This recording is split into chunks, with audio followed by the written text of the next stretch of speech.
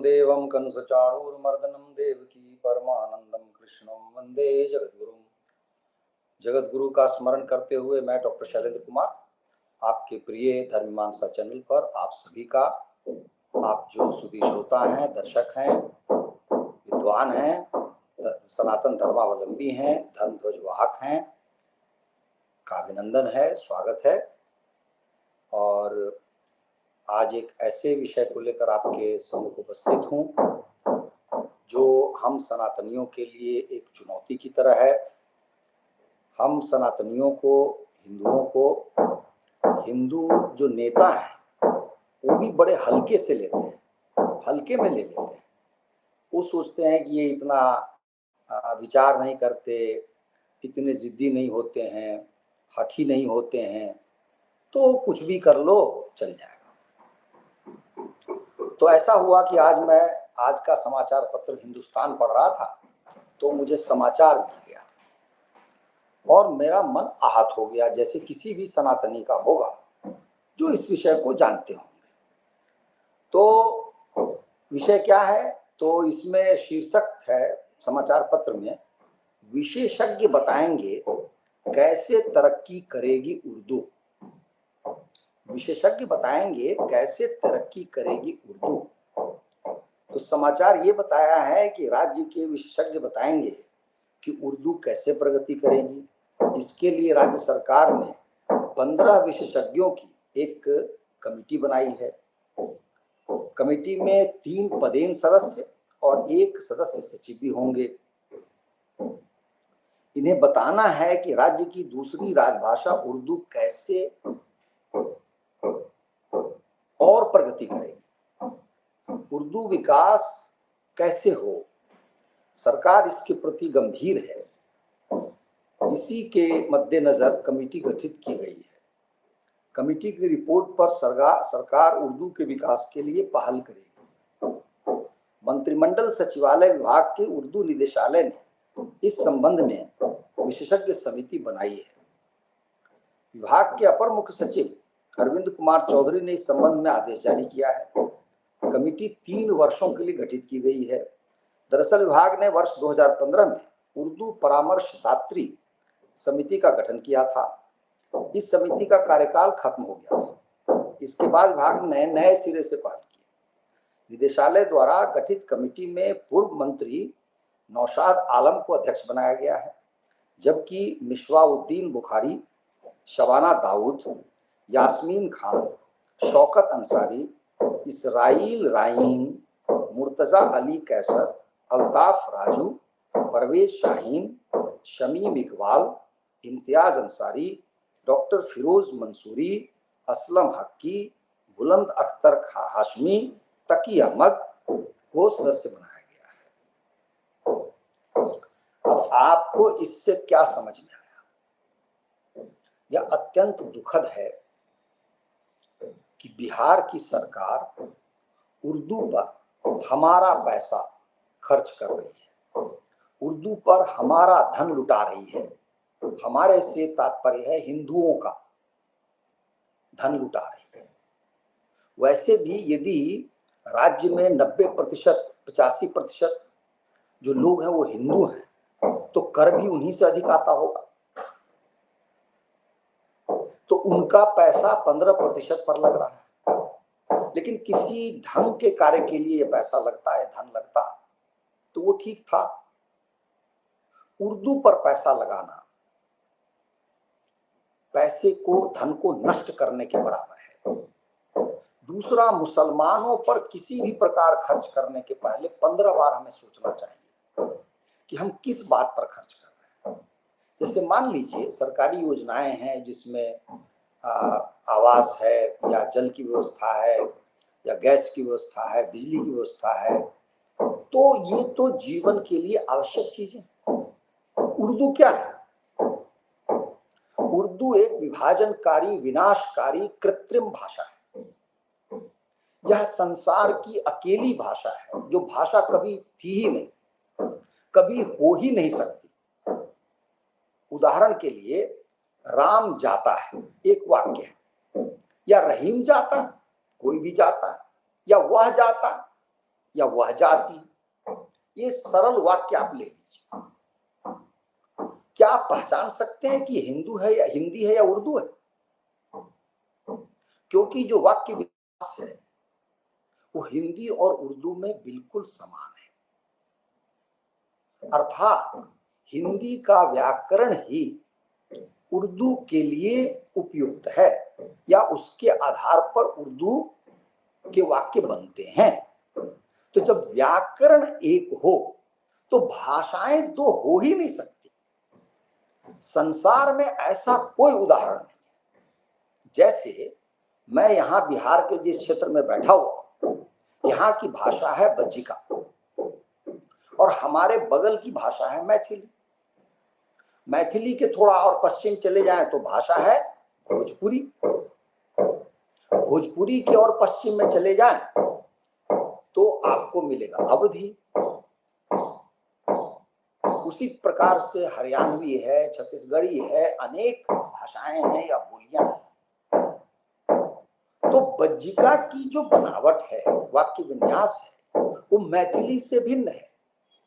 मैथिली का जो वाक्य गठन है वो भोजपुरी से भिन्न है। भोजपुरी का वाक्य गठन अवधी से भिन्न है।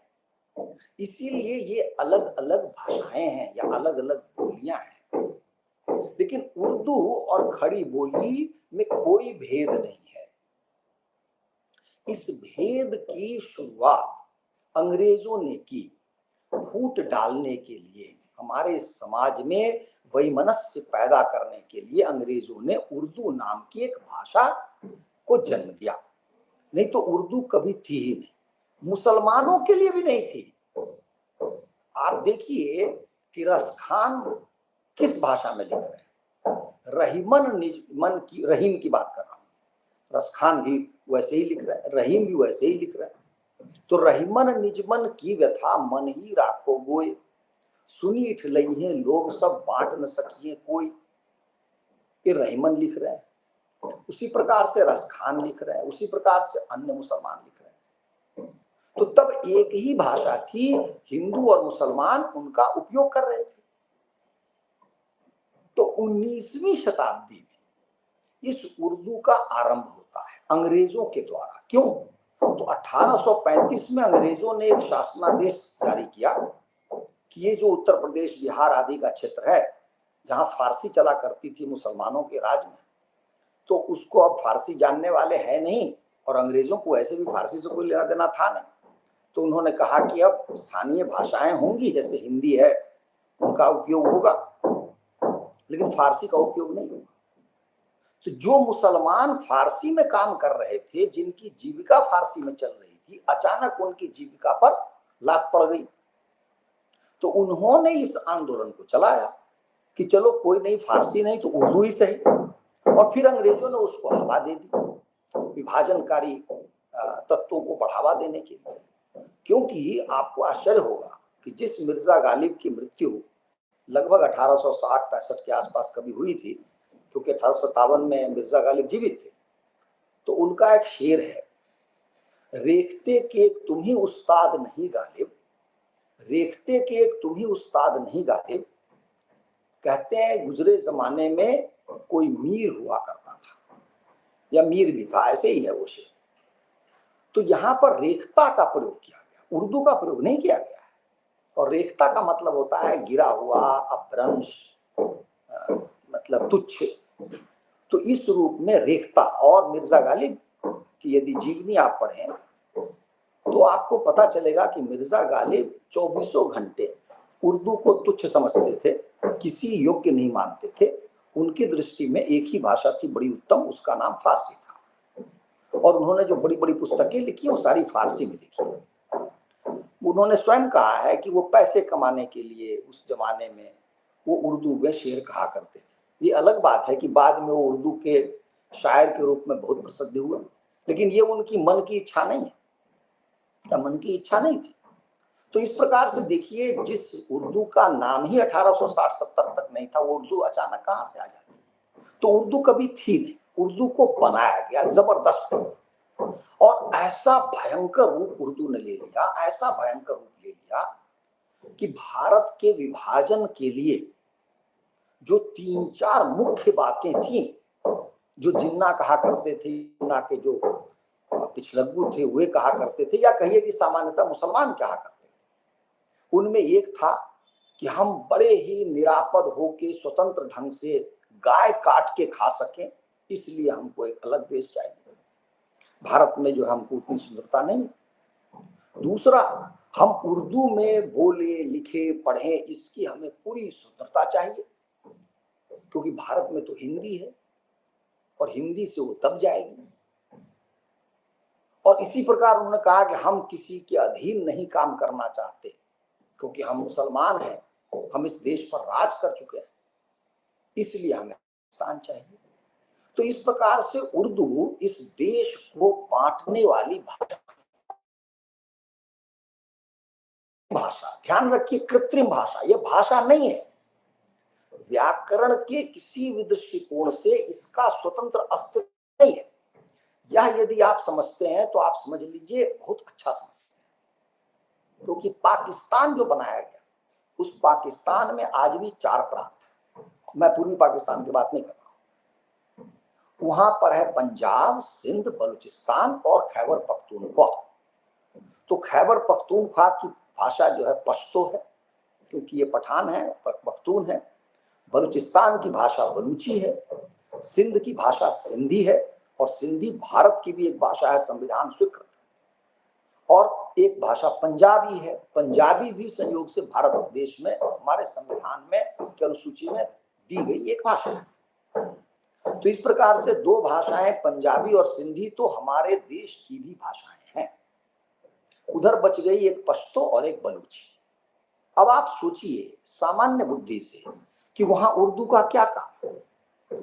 तो उर्दू सबसे बड़ी बात है, आप ये भी ध्यान में रखिए कि उस उर्दू की कोई स्थानीयता नहीं, उर्दू का कोई स्थान नहीं। जैसे हम कहें हिंदी क्षेत्र, तो हिंदी क्षेत्र से आपको अभिप्राय होता है कि जो हरियाणा है, दिल्ली है, उत्तर प्रदेश है, हिमाचल प्रदेश है, बिहार है, मध्य प्रदेश है, छत्तीसगढ़ है, ये जो क्षेत्र है ये हिंदी क्षेत्र है।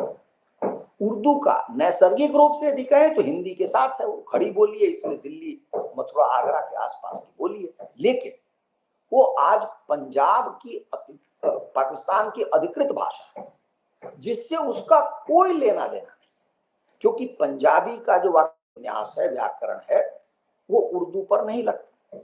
सिंधी का व्याकरण उस पर नहीं लगता, पश्तो का व्याकरण उस पर नहीं लगता, बलूची का व्याकरण उस पर नहीं लगता। इसलिए उर्दू का न हाथ है, न पैर है, न उसकी जड़ है। और यही कारण है कि जब उर्दू थोपी गई, अंग्रेजों ने थोप दी उत्तर प्रदेश में विशेषकर, तो वहां के लोगों को उर्दू पढ़नी पड़ी। कोर्ट में, कचहरी में काम करने के लिए, नौकरी पाने के लिए, जीविका के लिए लोग कुछ भी करते, लोगों ने उर्दू सीख ली, क्योंकि वही एक माध्यम था नौकरी पाने का। इसीलिए प्रेमचंद जो हिंदी के बहुत बड़े लेखक बने, वो लेखक थे उर्दू के। लेकिन उनको तुरंत ये बात समझ में आ गई कि उर्दू किसी काम की नहीं है, उर्दू से मेरा भला नहीं होगा। इसलिए उर्दू को वो एक ऐसे बड़े लेखक के रूप में जाने जाते हैं जिन्होंने उर्दू को लात मारी और लात मार के हिंदी की तरफ आ गए। मुसलमान इससे बड़े नाराज हैं। लेकिन विडंबना देखिए कि मुसलमान कभी चाहते भी नहीं थे कि उर्दू हिंदुओं द्वारा बोली जाए या हिंदुओं उसमें शायर बने। कभी भी किसी हिंदू के शायर या विद्वान का मुसलमानों ने गुणगान नहीं किया, और धीरे धीरे हिंदू उससे कट गए। वैसे भी हिंदुओं को आवश्यकता नहीं थी। आप देखिए जो हमारा हिंदी सिनेमा है, इस पर बहुत ही गलत तरीके से उर्दू वालों ने कब्जा किया हुआ, और सही अर्थ में ये हिंदी सिनेमा नहीं है। हिंदी सिनेमा हम अपने आप को प्रसन्न करने के लिए करते हैं, यह है उर्दू सिनेमा। हाँ, हमें प्यार हुआ अल्लाह मियाँ। अरे अल्लाह मियाँ से हमको क्या लेना देना है भाई? सजन रे झूठ मत बोलो, खुदा के पास जाना, हम क्यों जाए खुदा के पास? तो ऐसे गाने रचे गए न केवल मुसलमान लेखकों के द्वारा, बल्कि हिंदुओं द्वारा भी। उनको लगा कि ऐसा ही चलता है। अभी एक सैयारा चल रहा है। अब मैं आपको बता रहा हूं कि 100% हिंदुओं को नहीं मालूम कि सैयारा का मतलब क्या होता है, और लगभग 80% मुसलमानों को नहीं मालूम कि सैयारा क्या होता है, लेकिन सैयारा सैयारा हो रहा है। ऐसे ही निरर्थक शब्दों का प्रयोग हो रहा है, और सबसे बड़ी बात तो हम उसका अर्थ भी नहीं जानते कि उसका अर्थ क्या होता है। जैसे एक उदाहरण लीजिए, औरत। औरत का अर्थ होता है स्त्री का जननांग, स्त्री के जननांग, लेकिन हम उसको सामान्यतः स्त्री और महिला के पर्यायवाची शब्द के रूप में प्रयोग करते हैं। आप सोचिए कितना गलत करते हैं। इसलिए उर्दू के शब्दों का प्रयोग मेरी समझ से बिल्कुल वर्जित होना चाहिए, और इसका कोई लेना देना हमारे भारत के की परंपरा धर्म से नहीं है, बल्कि विधर्म से है, अधर्म से है। धर्म को नष्ट करना हो तो उसका प्रयोग कीजिए आप। एक तो शब्द है कौम, जिसका मतलब आप कुछ नहीं समझ सकते। कौम कभी मुसलमान भी है, हिंदुओं को भी कौम कह देंगे, पूरी राष्ट्रीयता को भी कौम कह देंगे, पता नहीं क्या है। और बड़े बड़े विद्वानों ने कहा है कि कौम का क्या मतलब है, हमें नहीं पता। दूसरा जो इनकी लिपि है वो अरबी है, उर्दू की कोई लिपि नहीं है, ये भी हमको नहीं पता। लिपि एक है अरबी, वही लिपि फारस जो हमारा पारसी क्षेत्र है ईरान, उस पर थोप दी गई, और फिर उस लिपि को हमने अपना लिया। क्योंकि अरबी में बहुत सारे अक्षर नहीं है जो हिंदी में, तो स्थानीय अक्षरों को ध्वनि देने के लिए उसी को टेढ़ा मेढ़ा करके और दाएं बाएं बनाया गया, जैसे नुक्ता वगैरह दे के कुछ कर लिया आपने, तो उर्दू बनाई गई। इसीलिए उर्दू पूरी तरह से कृत्रिम भाषा है, जिसका कोई पैर नहीं है, हाथ नहीं है, इसकी जड़ नहीं, और इसको नष्ट करना हमारा पुनीत कर्तव्य होना चाहिए। इसको पनपाना नहीं, उठाना नहीं। और आगे और सुन लीजिए क्यों नष्ट करना आवश्यक। उर्दू एक ऐसी भाषा बन गई है जो केवल और केवल विभाजनकारी है, देश को तोड़ने वाली भाषा है। भारत को तोड़ने में इसका बहुत बड़ा योगदान है, बहुत बड़ी भूमिका है। और देखिए, जब पाकिस्तान बन गया, तो पाकिस्तान बनने के थोड़े ही समय बाद मोहम्मद अली जिन्ना पश्चिमी पाकिस्तान से पूर्वी पाकिस्तान गया था, ढाका गया, और ढाका में उन्होंने कहा कि भाई अब तो हमारी एक ही भाषा होगी, ऑफिशियल भाषा, राजभाषा, वो होगी उर्दू। और उन्होंने, कहते हैं कि एक मैदान में जाकर के बड़ी भीड़ थी, उनको संबोधित किया भीड़ को, और कहा कि अपनानी पड़ेगी। कहते हैं कि भीड़ ही गायब हो गई, लोग भाग गए वहां से, क्योंकि वो तो बंगाली थे, उनकी अपनी भाषा बंगला है। बांग्ला वालों को आपने कहा कि उर्दू थोपेंगे, और उसी दिन से बांग्लादेश का बीज बन गया। और कहते हैं सबसे बड़ा कारण बांग्लादेश बनने का उर्दू है। उर्दू के प्रति बंगालियों में ऐसा रोष उठा, ऐसा आक्रोश उठा कि अंततोगत्वा ये देश बट गया। तो देखिए, आपने भारत को बांटकर पाकिस्तान बनाया, पाकिस्तान को बांट करके बांग्लादेश बना, और अभी आप समझिए इस उर्दू के कारण जो पश्चिमी पाकिस्तान है वो खंड खंड होगा, और यदि हमने भारत में इसको समाप्त नहीं किया तो भारत को भी खंड खंड करेगी ये भाषा। इसलिए हमें बहुत सजग रहना चाहिए, सचेत रहना चाहिए। अब प्रश्न उठता है कि हमारे संविधान में उर्दू नाम की भाषा क्यों है। हमें आंदोलन चलाना चाहिए कि संविधान से उसको उठा करके फेंक दें। पहली बात, जो भाषा ही नहीं है। दूसरी बात, तो किसके लिए। एक मिनट के उदाहरण के लिए, यदि मुसलमान का इससे भला होता तो हम मानते, ठीक है। मान लीजिए बिहार का कोई भी जिला ले लीजिए, जहां मैं रहता हूँ सीतामढ़ी जिला, सीतामढ़ी जिले में एक तरह की पढ़ाई लिखाई हो रही है, स्कूलों में, विद्यालयों में। वहां पर हिंदू का बच्चा हो या मुसलमान का बच्चा हो, एक ही पाठ्य पुस्तक है, एक ही तरह की पढ़ाई है, उसी से वो मैट्रिक करेगा, 12वीं करेगा, बीए करेगा, एमए करेगा। तो वहां पर मदरसों को यदि छोड़ दिया जाए तो उसका कोई मतलब नहीं। अच्छा, मदरसों में भी उसको हिंदी तो पढ़ना ही पड़ेगा, क्योंकि बिहार में रहना है। यदि आप हिंदी अक्षरों से अपरिचित हैं तो आप अनपढ़ के समान। तो आपके जीवन में उर्दू का क्या भूमिका है। आप उस उर्दू को लेके क्या करेंगे, आप चाटेंगे, खाएंगे उर्दू को लेकर। तो उर्दू एक प्रकार से कृत्रिम है और मृत भाषा है, उसका कोई प्रयोग नहीं है। जो लोग कहते हैं कि सिनेमा में चलता नहीं, कुछ शब्दों का चलता है, कुछ शब्द चल रहे हैं, और वो शब्द भी जबरदस्ती के चलाए जा रहे हैं। क्योंकि हिंदी सिनेमा जिसको हम कहते हैं उर्दू गुड, उस पर आप समझिए मुसलमानों का एकाधिकार है। थोड़ा बहुत उसमें अभी हलचल हुई है, लेकिन एकाधिकार समाप्त नहीं हुआ है पूरी तरह। हाजी मस्तान, दाऊद इब्राहिम जैसे लोगों ने उसमें फंड किया और वो जो चाहते थे कराते थे। इसका सबसे बड़ा बड़ा प्रमाण क्या है? किसी जमाने में, किसी युग में जितनी हीरोइन थी, वो हीरोइन अधिकतम मुसलमान थी। चाहे वो वहीदा रहमान हो, चाहे वो मधुबाला हो, चाहे वो मीना कुमारी हो, ये सारी मुसलमान थी। आज आप देखेंगे 2025 में तो मुसलमान महिलाएं गायब हैं, अभिनेत्रियां गायब हैं। ये डेलिबरेट है, ये डेलिबरेट अटेम्प्ट है मुसलमानों के द्वारा कि हीरो मुसलमान रहेंगे, हीरोइन हिंदू रहेंगे।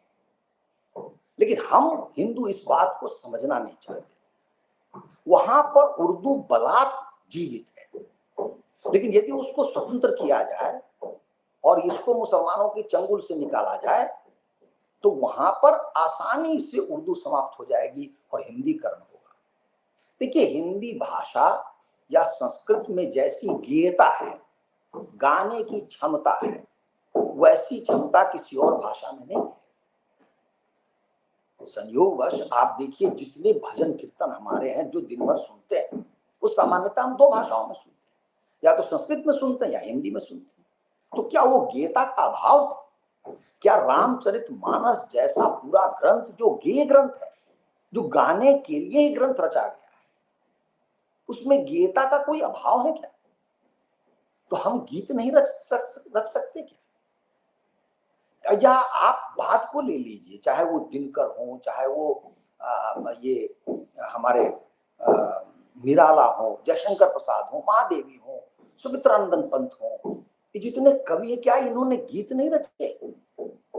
एक से एक गीत रचे। तो हमें तो उस सिनेमा को भी मुसलमानों के चंगुल से मुक्त कराना है। लेकिन आवश्यक क्या है कि सरकार उर्दू को धन देना बंद करे। मैं आपको बता रहा हूं, उर्दू को यदि सरकार ने धन देना बंद कर दिया तो ये 4 महीने भी नहीं चलेगी, क्योंकि इसका जीवन में कोई प्रयोजन ही नहीं है। तो चलेगी कैसे? क्या कर लेगा कोई उर्दू लेकर? तो सरकार के द्वारा ये जिलाई गई भाषा है। तो सरकार में पहले क्या था? कांग्रेस पार्टी थी, जो मुसलमानों की पार्टी थी। मैं हमेशा कहता हूं कि इसका नाम होना चाहिए कांग्रेस मुस्लिम लीग पार्टी, क्योंकि मुस्लिम लीग जब पाकिस्तान चली गई तो भारत की जो मुस्लिम लीग है वो कांग्रेस में मिल गई, तो इसका नाम हो गया कांग्रेस मुस्लिम लीग पार्टी। और कालांतर में इसने हिंदुओं से सारे संबंध विच्छेद कर लिए। अब वो केवल और केवल मुस्लिम लीग पार्टी है, पहले कांग्रेस लगा हुआ। तो उसने उर्दू को बढ़ावा दिया। उर्दू की शुरुआत संविधान बनने के बाद, स्वतंत्रता प्राप्ति के बाद सबसे पहले कश्मीर में हुई, और उस कश्मीर में मुसलमानों ने बलात् उर्दू को थोप दिया। तो पहली बार वहां की एक राजभाषा उर्दू बनाई गई, जबकि कश्मीर की भाषा कश्मीरी है, जम्मू क्षेत्र की भाषा डोगरी है, लद्दाख की भाषा लद्दाखी है, उनकी अपनी भाषा। वहां उर्दू का कोई काम नहीं था, लेकिन वहां चूंकि फारसी परंपरा थी, उनको लगा उर्दू रख के फिर भी हमारा भोजन पानी चलेगा, तो उसको लगा। और आप समझिए, कश्मीर के बाद बिहार अकेला राज्य बना 1980 में जाकर, या 81। जगन्नाथ मिश्र, जिनको संयोग से लोग मुसलमान मानते हैं, उन्होंने उर्दू थोप दी बिहार में, जबकि उसका कोई औचित्य नहीं था।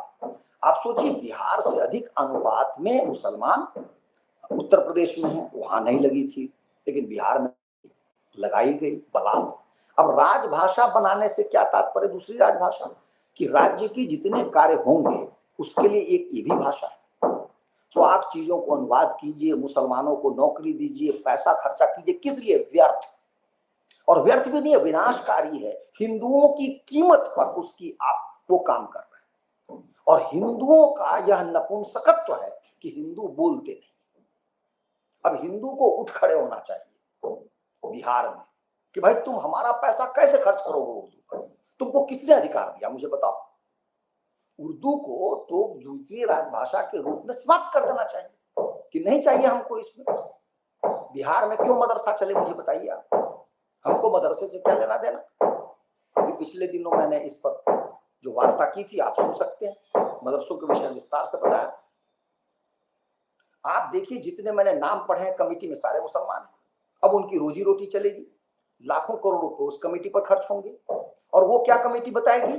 वो कमेटी बताएगी उर्दू पढ़ाओ। तो अब आप मान लीजिए वो ये रिकमेंड कर दे कि जो सरकारी स्कूल है उर्दू पढ़ाओ, तो सब सरकारी स्कूल में शिक्षकों की भर्ती होगी। शिक्षक कौन बनेगा? मुसलमान।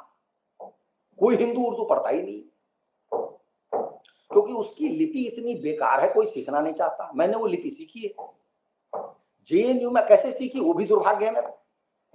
जवाहरलाल नेहरू विश्वविद्यालय में जब मैं हिंदी एमए का छात्र था, वहां एक ऐसा तुगलकी कानून है कि आप हिंदी साहित्य में एमए करना है आप, तो 6 महीने अर्थात 1 सेमेस्टर आपको उर्दू लिपि सीख करके उसमें परीक्षा उत्तीर्ण करना होगा, तब आपको हिंदी साहित्य में डिग्री मिलेगी।